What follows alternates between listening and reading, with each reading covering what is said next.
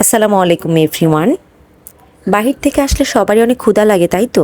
আমারও প্রচণ্ড ক্ষুধা লেগেছে। কি খাবো ভেবে চিনতে পারছিলাম না, তো মাথায় বুদ্ধি এলো যে ডিম খাবো। কিন্তু প্রতিনিয়ত এক নিয়মে ডিম খেতে খেতে অরুচি এসে গেছে।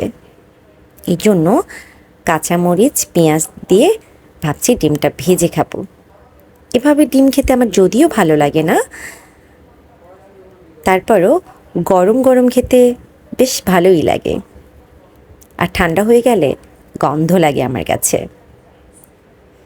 নিশ্চয়ই এটা অনেকেরও হয়, তাই না? তো অনেক ক্ষুধা লেগেছিল, এই জন্য এইভাবে ভাজা শুরু করলাম ডিম। রান্নাতে এত যদিও ভালো পারি না, নিজের খাবার জন্য আর কি। ওই তো, ক্ষুধা বলে কথা, ক্ষুধা লাগলে মাথা ঠিক থাকে না, এই জন্য ডিম ভাজা শুরু করলাম।